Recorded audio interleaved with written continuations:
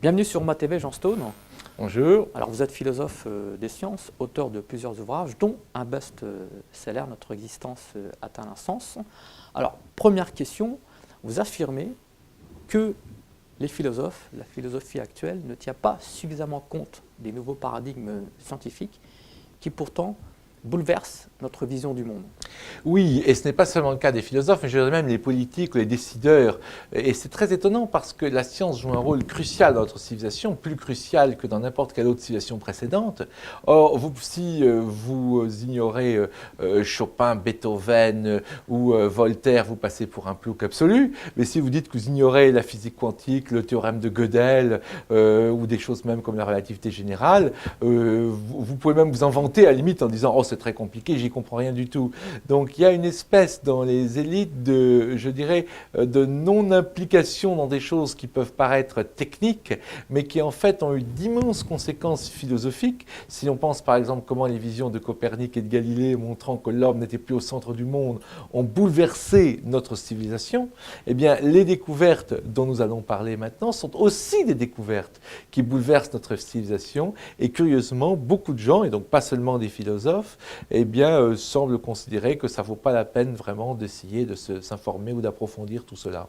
Alors on va justement parler de ces nouveaux paradigmes scientifiques, notamment au niveau de l'univers, avec ce qu'on appelle le principe anthropique, qui est le réglage fin de l'univers, qui nous amène à nous poser cette question, à poser la question d'un principe créateur.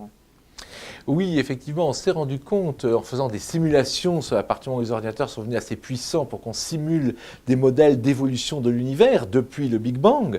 Eh bien, un Big Bang dont d'ailleurs on vient d'avoir une preuve formidable, nouvelle, lors d'une grande découverte qui a été saluée d'un espèce de, je veux dire, de ces signaux originales, traces du Big Bang que l'on repère avec les satellites, une découverte très récente parce qu'elle a été annoncée début avril. Eh bien, à partir du moment où on modélise cette évolution de l'univers, on se rend compte que si on change quoi que ce soit dans la vitesse d'expansion de l'univers, par exemple, il va se diluer dans le néant, il va s'écraser sur lui-même. Si on change les forces nucléaires, les étoiles ne vont pas briller ou les étoiles vont se mettre toutes à exploser comme des bombes H et on ne pourra pas avoir de forme stable d'énergie pour que la complexité et la vie se développent dans l'univers. Si on change d'un chouïa la charge électrique, par exemple, du proton ou la masse de l'électron, là aussi, tout va exploser. Aucune forme de vie ne pourra être stable et même des étoiles n'existeront pas, etc. Bref, en gros, on peut montrer que parmi des milliards d'univers possibles, il n'y en a qu'un seul qui peut être capable de développer des formes de vie et de conscience comme les nôtres. Et ceci est connu sous le nom de principe anthropique, comme vous l'avez dit, qui vient de anthropos. L'homme, A-N-T-H, pas l'entropie E-N comme on entend parfois. Et donc ce principe amène en fait les scientifiques, y compris les scientifiques de pointe et y compris des gens tout à fait athées, à dire bon, soit il y a une infinité d'univers parallèles, option qui va être prise par de nombreux athées, c'est-à-dire qu'on va dire voilà, on va choisir l'hypothèse qu'il y a une infinité d'univers parallèles, qu'il n'y en a qu'un seul, qui a les bonnes constantes, et donc on est dans celui-là par hasard.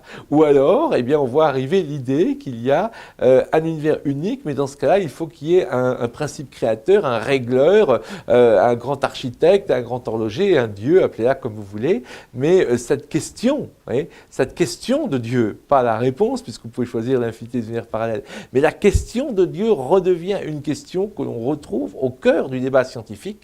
Et ça, c'est quand même quelque chose de radicalement nouveau. Alors, on va parler des neurosciences. Est-ce que la conscience est une production des neurones ou bien est-ce que la conscience existe indépendamment des neurones ? Eh bien, ça, c'est une question très importante, bien sûr, dans laquelle il faudrait recourir à l'analogie suivante.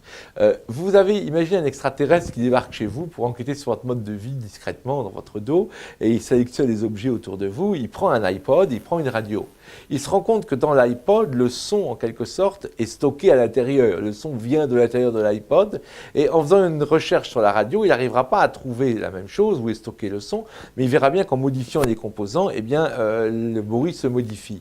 Donc, il pourra penser que la radio est un dispositif très très sophistiqué dont il n'arrive pas à voir où la musique est stockée, mais que c'est comme l'iPod, la musique est à l'intérieur. Donc, nous savons donc que c'est faux et que le son de la radio vient de l'extérieur d'un émetteur.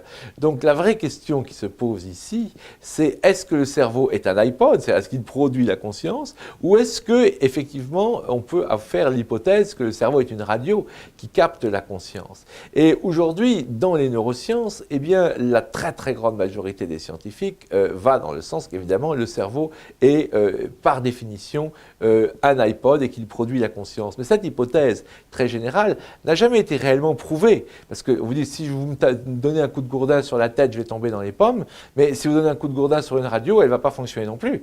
Donc ce n'est pas la preuve que le fait que le cerveau soit plus en état, qu'on n'ait plus de conscience, n'est pas la preuve que le cerveau produit la conscience.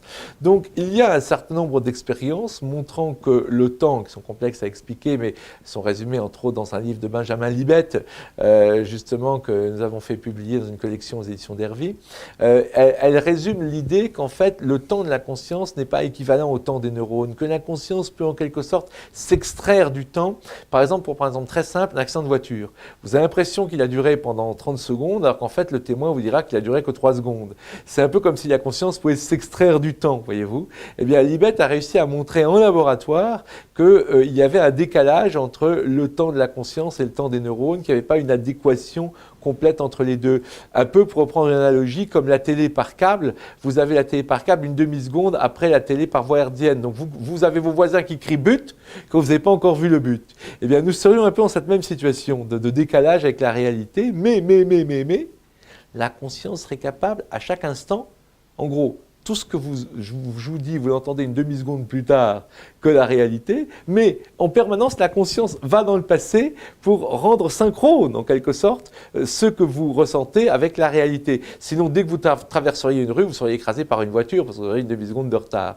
Donc cette idée d'une espèce de conscience qui se remonte le temps, pour juste une demi-seconde, mais c'est le principe qui compte, eh bien, ça induit l'idée, de façon une expérience tout à fait scientifique et sérieuse, ça induit l'idée que la conscience n'est pas tout à fait dans le temps et donc pourrait s'en extraire. Un autre domaine que je voudrais quand même mentionner, qui est beaucoup plus sulfureux et moins prouvé, mais qui se développe, c'est l'expérience des approches des gens qui ont vécu une mort clinique. Les N2. Voilà, ce qu'on appelle les near-death experiences, ou en français, expérience d'approche de la mort. Et ces expériences-là, elles nous montrent que les gens qui sont dans un état de mort clinique sont capables de décrire des choses qu'en théorie ils ne peuvent pas physiquement voir.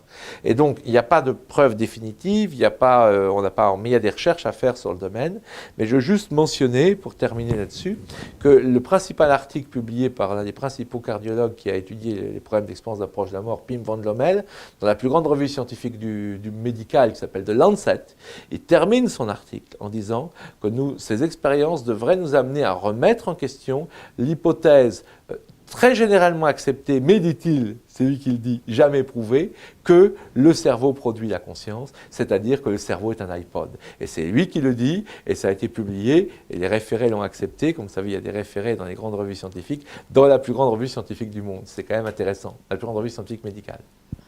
Alors on va parler de la physique quantique avec le principe de non-localité qui nous amène notamment à nous poser la question de savoir s'il n'existe pas un autre niveau de réalité.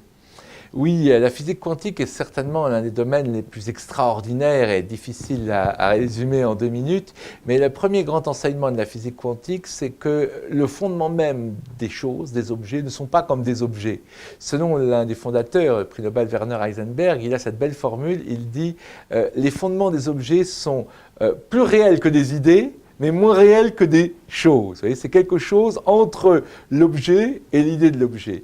Et donc, cette espèce de dématérialisation du réel, cette espèce de fait que finalement, ce qui se conserve est plus proche du nombre pur, de l'abstraction mathématique pythagoricienne que de la notion d'objet, eh bien, un de ces prolongements les plus extraordinaires, c'est cette notion dite de non-localité, dans laquelle 2 particules jumelles extraites d'un même atome, sur lesquelles, effectivement, il y a eu une espèce de passé commun, eh bien, elles peuvent se retrouver à des dizaines, voire des centaines de kilomètres, et elles sont inséparables. Tout ce qui va arriver à l'une va se répercuter sur l'autre. Elles forment un seul et même objet à des centaines de kilomètres de distance, et il y a, et tous les scientifiques sont d'accord pour dire, qu'il n'y a rien, il n'y a pas de protons, de bosons, de ce zoo de particules élémentaires qu'on découvre tous les jours, il n'y a rien qui passe d'une particule à l'autre, voyez-vous. Et donc, ça veut dire qu'ici, les choses, la connexion ne passe pas par notre espace-temps. C'est un phénomène que de grands scientifiques qui travaillent dessus, comme Nicolas Gisin, qui dirige le département de physique à l'Université de Genève, eh bien, il dit que ces connexions non locales ne sont pas explicables dans notre espace-temps et que donc elles viennent de l'au-delà de l'espace-temps. Donc, c'est quelque chose qui... Il y a une autre réalité. Voilà, c'est quelque chose qui nous ouvre à une autre réalité dont la science ne peut rien dire. Hein. Ici, ce n'est pas divin, on ne va pas parler de Dieu, pas du tout. Cette autre réalité pourrait être un chaos quelconque, peu importe. Mais simplement l'idée que l'univers ne se suffit pas à lui-même, que l'univers où nous vivons, dans le temps, l'espace, la matière, n'est pas clos sur lui-même, c'est une idée révolutionnaire parce que 4 siècles de sciences classiques étaient allés avec l'idée que tout ce qui est dans notre univers est explicable par lui-même, voyez-vous. Et qu'avant, on faisait allusion aux anges, aux djinns, aux esprits, et c'était révélé être des visions naïves pour expliquer les phénomènes que nous constatons dans notre monde. Et maintenant, sans faire allusion aux anges, aux djinns et aux esprits, on est obligé de dire « Ah, ben notre univers n'est pas clos sur lui-même, ne s'explique pas entièrement par lui-même. » Et ça aussi, c'est un principe fondateur de cette nouvelle vision du monde. Alors, dernière question, une question sur la biologie. Alors, vous posez une question dans votre livre « Notre existence atteint un sens ». Sommes-nous ici par hasard? Alors, est-ce que la biologie de l'évolution, les différentes théories de l'évolution apportent des éléments de réponse à cette question philosophique si importante? Oui, mais là d'abord je dois faire un préliminaire. C'est que ce que je dis dans mon livre et ce que je dis aujourd'hui en physique ou en astrophysique est partagé par une très très vaste majorité de scientifiques. Par contre, ce que je dis en neurosciences ou en biologie est uniquement partagé par une minorité de scientifiques et il faut comprendre pourquoi. Parce qu'en fait, les sciences de la vie ont un siècle de retard sur les sciences de la matière. Regardez Newton. Il pouvait prédire le retour de la circulation des planètes, le retour des comètes autour du Soleil, alors que les médecins de son époque ne comprenaient même pas comment le sang circulait dans le corps et le rôle du cœur et des choses basiques, voyez-vous. Donc il y a un décalage, pour des raisons à mon avis de technicité des moyens d'investigation, entre les sciences de la vie et les sciences de la matière et de l'univers. Les sciences de la matière et de l'univers ont déjà fait leur évolution. Les domaines dont je parlais tout à l'heure, comme l'expérience d'approche de la mort, ou les domaines dont je vais parler maintenant pour la vie, sont des domaines qui verront, à mon avis, leur évolution au XXIe siècle. Maintenant, si on prend les tendances de pointe, mais encore minoritaires, dans le domaine des sciences de la vie, eh bien, je pense que la grande idée que l'on a aujourd'hui, c'est que face à l'idée, vous savez, du hasard et de la sélection naturelle, l'idée qu'en fait la vie, ce serait des fautes de frappe dans un texte qui serait l'ADN, et que ces fautes de frappe, quand elles sont bénéfiques pour un organisme, elles sont sélectionnées. Ça, c'est la vision classique, et c'est une vision qui est très dépourvue de signification, et qui nous dit qu'on est là par hasard.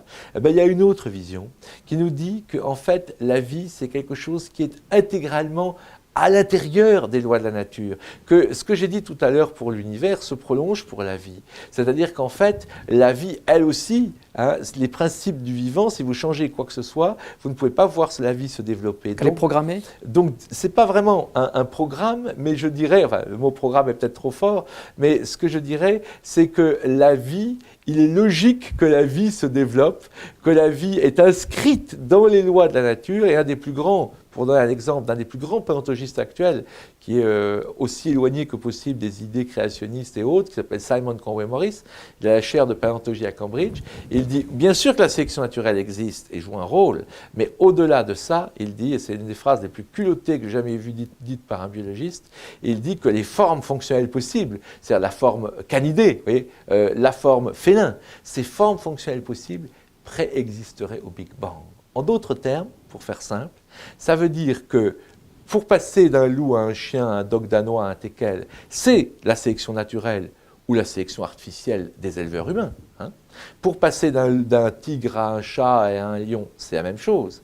Mais que la forme tigre, enfin la forme félin, la forme canidée, les grandes formes sont inscrites dans les lois de la nature, comme par exemple la structure des cristaux de neige qui ont toujours 6 branches. Et donc ça, c'est une idée révolutionnaire qui nous dit que dans ce cas-là, effectivement, nous serions peut-être arrivés plus tard sur Terre, si les dinosaures n'avaient pas disparu à 100 millions d'années, mais nous serions arrivés un jour ou l'autre, parce que d'une certaine façon, notre existence et celle de toutes les autres formes de vie, les grandes formes de vie sont inscrites dans les lois de la nature.